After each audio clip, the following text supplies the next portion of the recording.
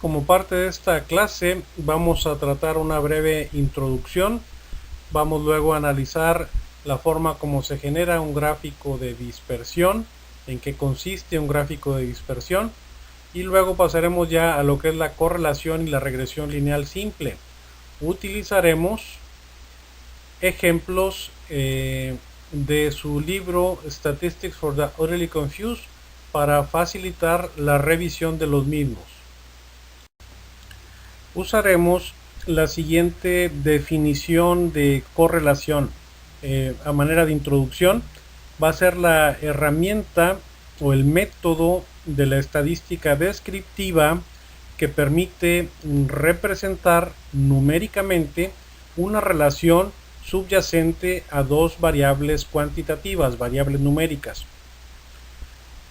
Se presentan como ejemplos dos preguntas sencillas que pueden ser abordadas a través del análisis de correlación.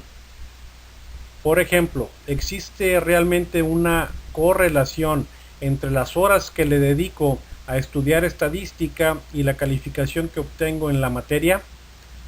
O bien, ¿existe realmente una correlación entre la dosis de insulina que se aplica a un paciente y sus niveles de glucosa en la sangre? Estas preguntas entonces pueden ser abordadas a través de lo que es el análisis de correlación entre estas variables. Observemos que en ambas preguntas existe una variable dependiente y una variable independiente.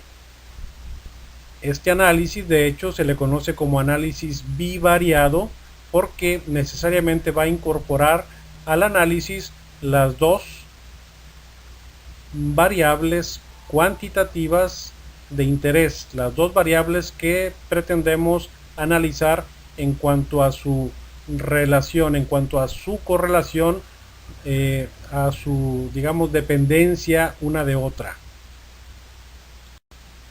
Vamos a retomar un ejemplo que viene en su libro de Statistics for the Utterly Confused, en el capítulo que habla sobre correlación. Se presenta un ejemplo en el cual se está analizando la venta de refrescos durante varios días, durante 15 días, considerando la temperatura máxima reportada para esos días. ¿Existirá alguna correlación entre el número de refrescos que se vendieron y la temperatura ambiental máxima reportada en esos días? ¿Existirá realmente una relación entre estas dos variables? Y si existe esta relación, ¿cuál será la magnitud de la misma? ¿Cómo podremos entonces medir esta relación? Bien, pues eso es lo que pretende hacer la correlación, que es lo que vamos a revisar a continuación. Bien, estos son los datos que aparecen en el ejemplo 5.1 de su libro Statistics for the Utterly Confused.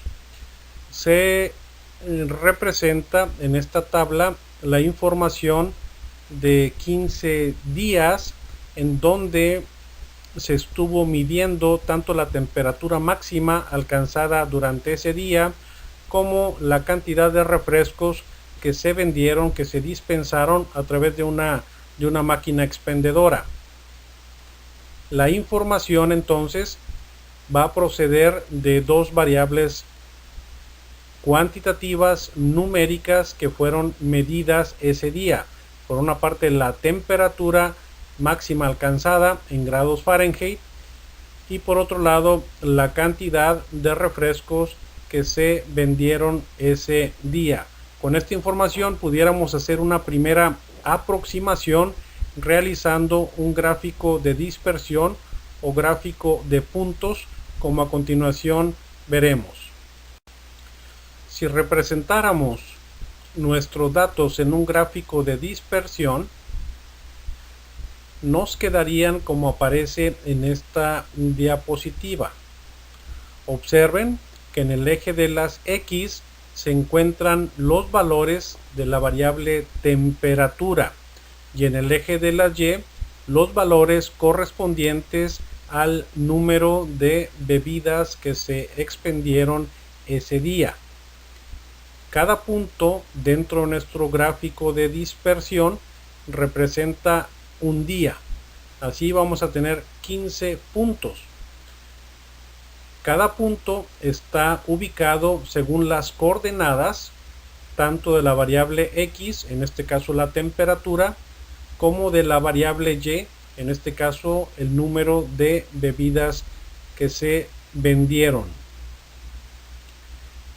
La variable dependiente en este caso sería el número de bebidas, mientras que la variable independiente es la temperatura.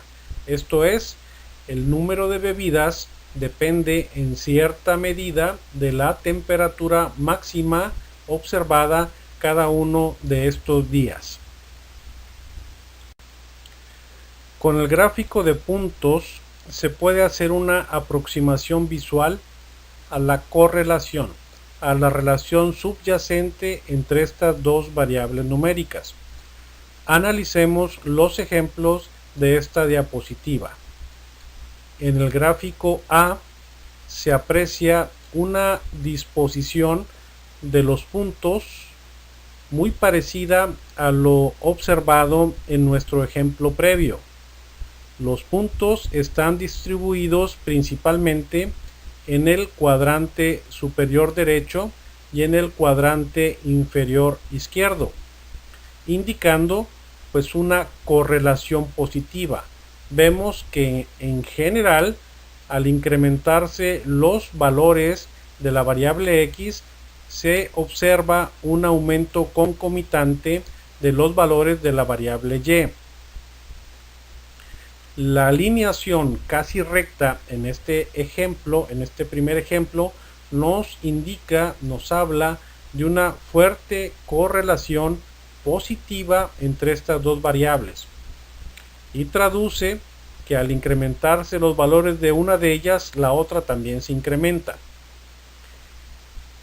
En el gráfico B existe una disposición parecida, pero más dispersa, indicando una correlación positiva moderada, mientras que en el gráfico C la agregación de los puntos se encuentra demasiado dispersa en todos los cuadrantes, indicando una correlación pobre o nula. En los ejemplos que se muestran en la parte inferior se expresa en el gráfico D una correlación negativa moderada, mientras que en el gráfico E se representa una correlación negativa fuerte. En estos dos últimos casos observaremos que al incrementar el valor de una variable, la otra tiende a disminuir. Existiría entonces una correlación negativa. Existen algunos otros comportamientos en la dispersión de nuestros puntos, como el que se presenta en el gráfico F, en el cual existe una relación curva que puede estar en una disposición en C o en U. La correlación la podemos medir a través de lo que se conoce como coeficiente de correlación, también denominado como coeficiente de correlación de Pearson. Este mide la fuerza y también la dirección de la relación existente entre dos variables numéricas. Se representa con la R y se calcula con la fórmula que aquí se muestra. Parece una fórmula bastante impresionante, ¿verdad? Usemos el siguiente conjunto de datos para aclarar nuestra fórmula. Este conjunto de datos aparece en el ejemplo 5.2 de su libro statistics for the utterly confused. Se presentan los valores de X y los valores de Y medidos en 4 sujetos de estudio. La fórmula, a la cual ya nos habíamos referido, parece bastante intimidante. Sin embargo, si separamos cada uno de sus elementos, nos vamos a dar cuenta de que en realidad es muy sencilla. En el numerador nos pide que sustituyamos las letras y símbolos por valores. Así, n representa el número de sujetos de estudio, en este caso 4. El siguiente es la sumatoria del producto de X multiplicado por Y. Luego, la sumatoria de X y la sumatoria de Y. En el denominador nos pide sustituir n, la sumatoria de los cuadrados de X, la sumatoria de X, la sumatoria de los cuadrados de Y y la sumatoria de Y. Por lo tanto, solo tendremos que calcular las sumatorias de X, la sumatoria de Y, la sumatoria de los productos de X por Y, la sumatoria de los cuadrados de X y la sumatoria de los cuadrados de Y. Con esto ahora podremos sustituir todos nuestros valores. Bien, ahora podemos pasar a nuestra fórmula y sustituir cada uno de nuestros valores. Al hacer el cálculo obtenemos un resultado igual a menos 0.939, lo cual indica una correlación negativa bastante fuerte. Recuerda tener cuidado con los números, ya que hay números positivos y números negativos. También recuerda que en la fórmula primero hacemos lo que se encuentra entre paréntesis. Y en cuanto a las operaciones matemáticas, primero tenemos que hacer las multiplicaciones antes que las sumas o restas. En esta diapositiva se muestran algunas propiedades de lo que es el coeficiente de correlación. En general, sabemos que si el resultado es muy próximo a más 1 o a menos 1, tendremos una correlación bastante fuerte. Si es próxima a más 1, hablamos de una correlación positiva. Si es próxima a menos 1, hablamos de una correlación negativa. Si nuestro coeficiente de correlación, por otro lado, está cercano a 0, pues hablamos de que no existe correlación o que esta correlación es muy débil. Aquí están algunos ejemplos de resultados que nos puede arrojar el cálculo del coeficiente de correlación de Pearson.